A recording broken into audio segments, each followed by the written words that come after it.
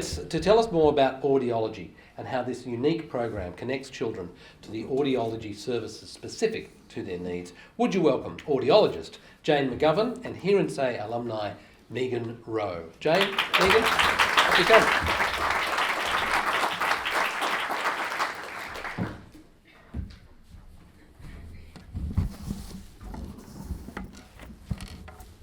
At Hear and Say, we give the gift of sound where there was silence. I first meet parents when they are beyond tired. They are anxious. Then I place electrodes on their 1-week-old baby and we begin. I sit with them in the dark for the next 4 hours while I look for any brainwave activity in response to sound. This is where their journey with audiology begins, literally in the dark. Hearing loss is the most common disability in newborns, but it comes to most unexpectedly, with 95% of children born with hearing impairment born to hearing parents. Testing continues, and the collective holding of breath gives way to the glisten of tears welling in parents' eyes as the results unfurl. It is then that I begin to speak at the light. The journey this family will travel is inevitably changed, but the destination is very much the same. At Hear and Say, we enable children born deaf and hearing impaired to listen and speak like their hearing peers. But what comes first is the listening. We give the gift of sound where there was silence. That baby will go on to receive a bionic ear or cochlear implant, an Australian invention which replaces the function of the damaged cochlea, converting sound waves to electrical impulses which directly stimulate the hearing nerve. In the months leading up to surgery, audiology will support that baby and family intensely. We will test and retest to help determine which ear or both ears, which technology and when.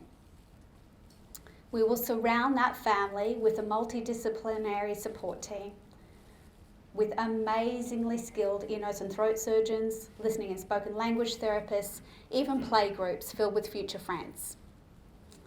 A week after surgery will come Switch On, which is a magic moment where that child gets the gift of sound for the first time.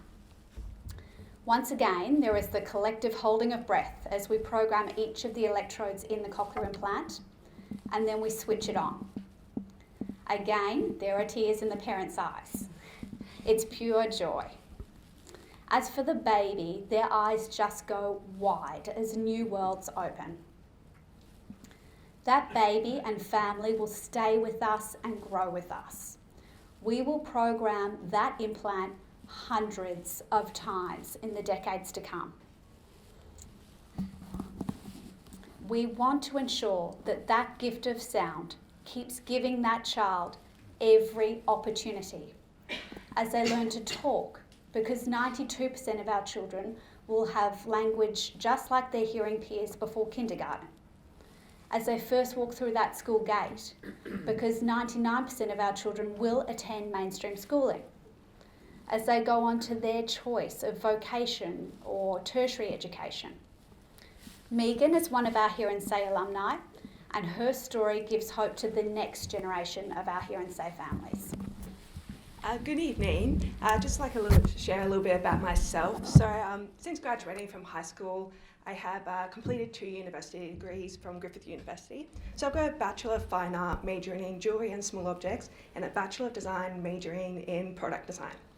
So currently I'm working as a support worker, supporting clients with disabilities to help support and encourage social interactions and to build independence. And I also have recently launched my own online jewellery business, and it's called MRD, so please go and check it out. Yeah, so growing up, I played a variety of sports such as volleyball, tennis, touch footy, and rock climbing, and I did dance. And I enjoy socialising, and I love going to see musical theatre productions, and I love listening to those soundtracks in my car on repeat and singing along badly. And when I was 8 years old, my family and I moved to Japan and we lived there for a year. And there I attended Japanese school. And when I was 19, I went traveling with my friends to Europe and explored different countries, different cultures, tried different foods, and it was a pretty amazing experience. Another fact that you may find interesting is that I was born profoundly deaf. My parents found out when I was 15 months old and I was fitted with hearing aids. Oh, I'm looking at my parents, that's a bad idea.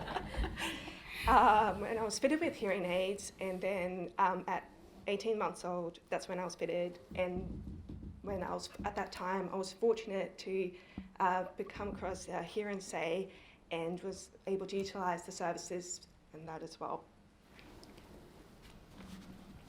And when I was 3 years old, I've received my first cochlear implant, and at the age of 15, I elected to have my bilateral cochlear implant. It has been the support of my village, my family, friends, therapists, and in particular Hear and Say and audiologists like Jane, who with their support and my own motivation have allowed me to become the person that I am today. Without the support and services provided by Hear and Say, I would not be standing up here speaking with you tonight. So thank you. Back to you, Judith.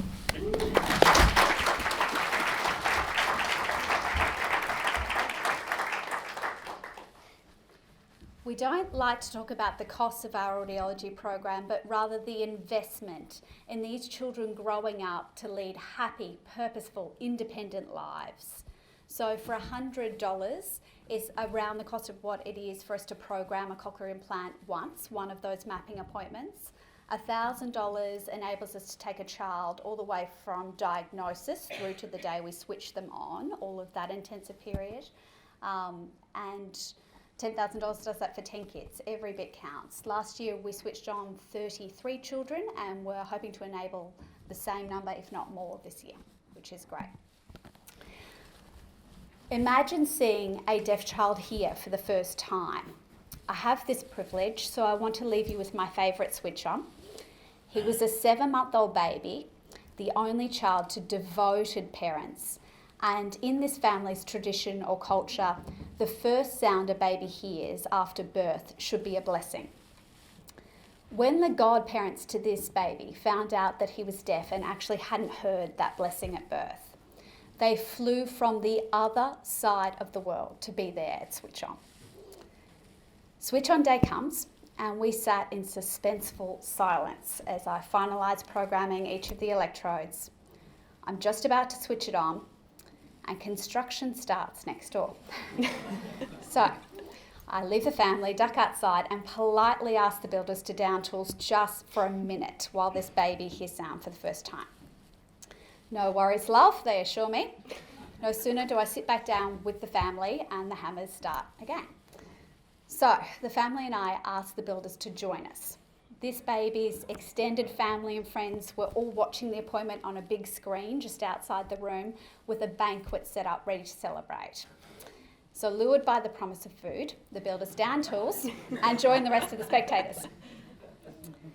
We recommence, I give the godparents a signal, switch the implant on, and this baby's eyes go wide and his whole face lights up as his godfather leans in, whispers a blessing into his ear, and just as they had intended, it was the first sound he ever heard. Everyone who was there that day cried when they witnessed this baby's response to the gift of sound, but none more so than the builders, which was surprising for me, and they remain supporters of Hear and Say to this day. Thank you.